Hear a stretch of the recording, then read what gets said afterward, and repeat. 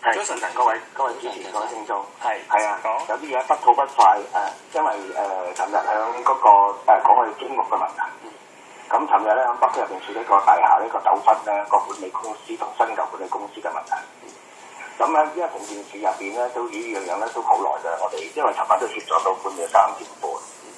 咁咧就係嗰個咧舊嘅管理公司，因為咧佢同新嘅業主會入邊咧，佢哋新嘅業主會咧就認為咧個舊嘅管理公司入邊呢個管理係不善，即係導致一個 lift 入邊咧所有嘅 lift 咧產生個好極度危險，同埋咧呢啲垃圾入邊咧都係好即係冇去清理，咁去到火局要求火局協助所有嘅嘢，好啦，在房屋局入邊咧，包括我哋嘅協助就見證之下咧，到最後達成一個協議，就係、是、嗰個舊嘅管理公司自動喺呢個6月30㗎嘛，12點前咧就撤退嘅。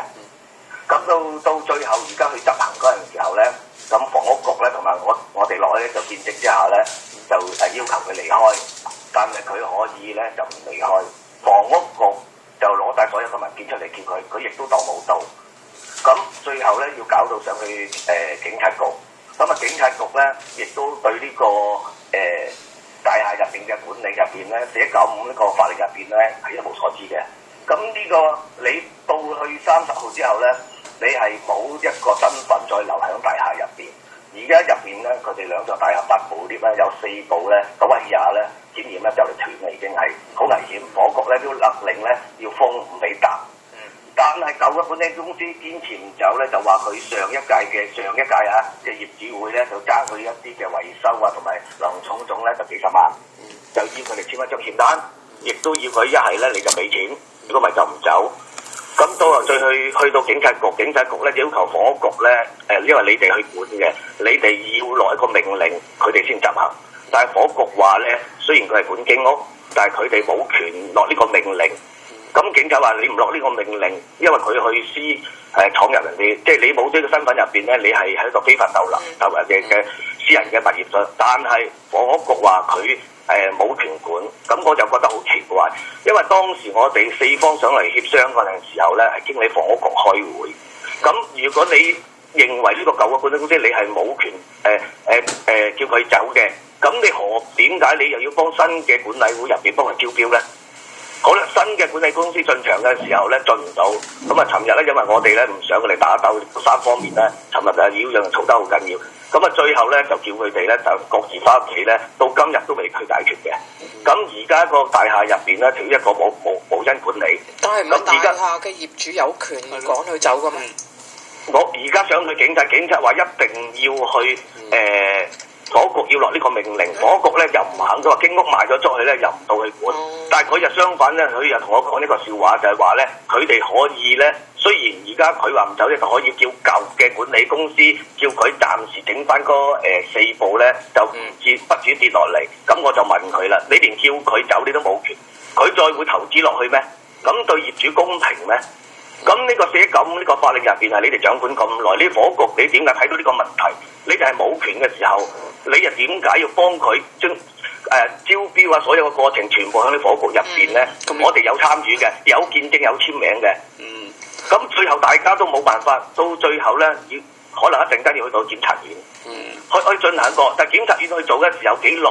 而家係冇人管理嘅，而家有4個啲房屋局自己都話要封嘅，好危險嘅，威也就嚟斷啦。但係我哋又冇辦法幫佢調停。但係咧佢，我聽下陳生所講，似乎已經行晒所有嘅法律去依法去做，但係到最後咧執行唔到啊！而家似乎就係按陳生講就係佢哋驚呢筆錢欠嘅錢收唔到而做出呢個動作，其實係兩件事嚟嘅，應該係分錢債嘅問題嚟嘅。冇錯啦，錢債問題即係另外咧，就而家嘅現屆嘅管理咧，因為我哋在場嘅，我可以真係去法院去邊度我都冇問題，我做啫。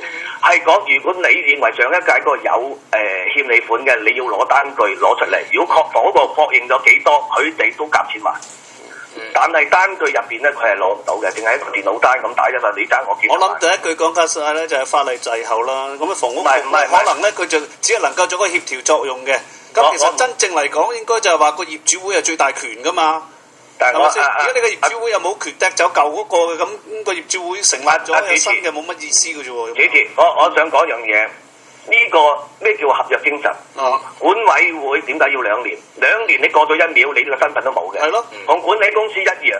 但係點解警察話做唔到？而家房屋局話冇權。咁冇權嘅時候，你既然知道冇權，你點解要協助佢招新嘅管理公司入嚟咧？咁咪引你打鬥咯。咁啊，同埋嘅之後咧，你因為係你房屋局尋日有3個職員落去執行嘅時候，點解你唔可以發出叫佢走嘅指示咧？佢乜嘢勸喻佢，佢話唔走，仲俾呢班管理公司就鬧房屋局嘅人鬧咗面皮，仲要我哋幫佢解圍。陳生就係之前問題，房屋局有冇有咁講嘅就話，喂，我哋而家係協調幫助你哋做嘢嘅啫喎，咁樣其實佢哋冇具備一個執行嘅權力喎。咁啊，即係同但係經屋所問啊，而家落成咁多經屋，所有嘅經屋係歸邊個管咧？佢一個管理實體嚟噶嘛，你唔同私人房屋。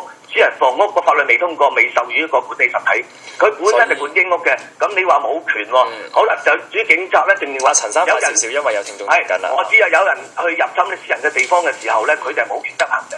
咁你而家叫呢班業主2棟大廈喎，呢度幾百夥喎，4個 lift，佢認為查咗出嚟有4部 lift 可能會有即時危險會下墜咁，而佢自己能力封 lift 嘅。咁我唔知道點樣去解決啦。咁啊，睇下房屋局嗰方面咧，即係喺經屋個管理嗰方面咧，就點樣可以發揮佢更加大嘅權力？咁啊，好似陳生咁樣講，唔係即係幫佢招標啊，或者成立咗業主會就算嘅。咁後續嘅房屋局要點樣做咧？咁啊，要即係繼續睇翻。好啦，跟住有林生點。